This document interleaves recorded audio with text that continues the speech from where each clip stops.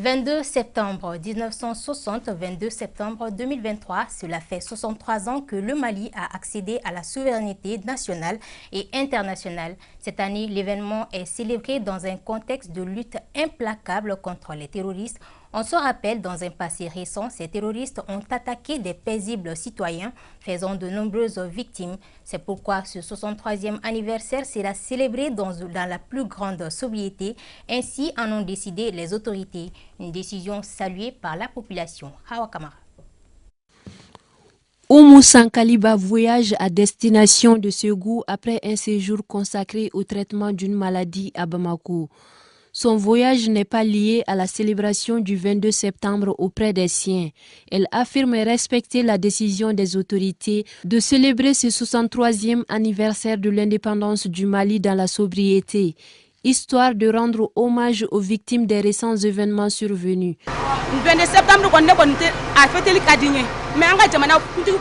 J'aime fêter le 22 septembre, mais je respecte la décision de sobriété des autorités.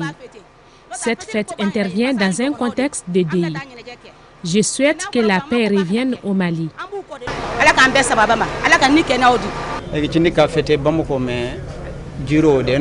Dans l'OTAN, je fêtais le 22 septembre à Bamako. Mais cette année, la célébration est sobre. C'est pourquoi je ne compte pas célébrer. C'est pour rendre hommage aux victimes des récentes attaques. Je souhaite que les choses rentrent dans l'ordre.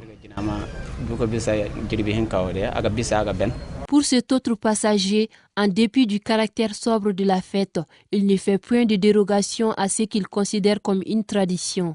La célébration du 22 septembre en communion avec les siens.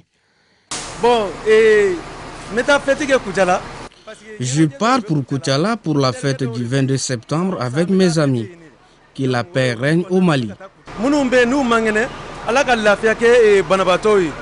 D'un constat général, l'affluence est morose partout où nous sommes passés. Compte tenu de la situation du pays et puis du fait que les festivités de la fête de l'indépendance ont été annulées, peut-être aussi dû à ça. D'habitude, à la veille de la fête de l'indépendance, nous nous préparons en conséquence, mais nous continuons toujours avec les activités. Et nous exhortons aux clients à voyager, à aller fêter, parce que comme dans ce pays-là, nous sommes habitués à fêter en famille. Bon, ce qu'on a constaté le 22 septembre 2023, Dieu merci, il y a des mouvements au sein de notre gare. Les passagers font des va-et-vient. Tant qu'il y a la sécurité, les gens voyagent. Le moment où il y a d'insécurité, c'est en ce moment que les gens ne voyagent pas, ne prennent pas le risque de voyager. À défaut de pouvoir augmenter leur chiffre d'affaires à l'occasion de cette fête de l'indépendance, les compagnies s'orientent vers la rentrée scolaire, une autre occasion de forte mobilisation. Un reportage donc de Dala Traoré sur le caractère sobre de la fête de l'indépendance au niveau des compagnies de transport. Nous en venons au reportage de Hawa Kamara qui a fait un tour dans la ville pour constater la vie de la population. Suivant. La célébration en grande pompe du 22 septembre, date d'anniversaire de l'indépendance de notre pays, initialement annoncée, a finalement été annulée par les autorités de la transition, une décision fortement acclamée par les citoyens.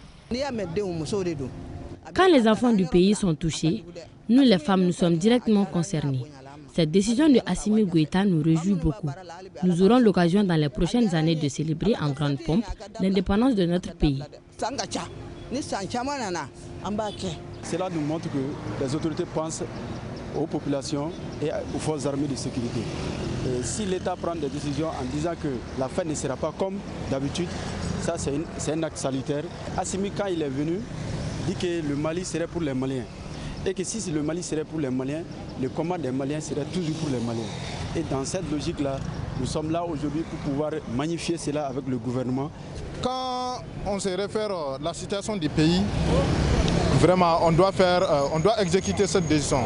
De l'indépendance jusqu'à maintenant, les soldats qui sont tombés sur les sangs d'honneur, que leur âme repose en paix.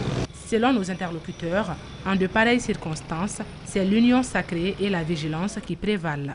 De ces faits, ils prévoient de leur côté de célébrer le 22 septembre dans la plus grande sobriété, comme le veut le président de la transition. Dans l'esprit patriotique, on peut fêter ça à notre manière. On peut par exemple brander tout au long de la journée les drapeaux en famille, ou bien lorsque nous circulons en moto, en voiture, on brande ça, pour que ça soit vraiment quelque chose de nouveau.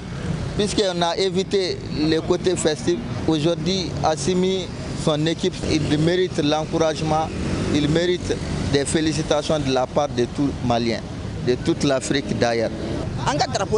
Nous pouvons montrer notre citoyenneté en brandissant haut le drapeau du pays, tout en rendant hommage à nos soldats tombés sur le champ de l'honneur.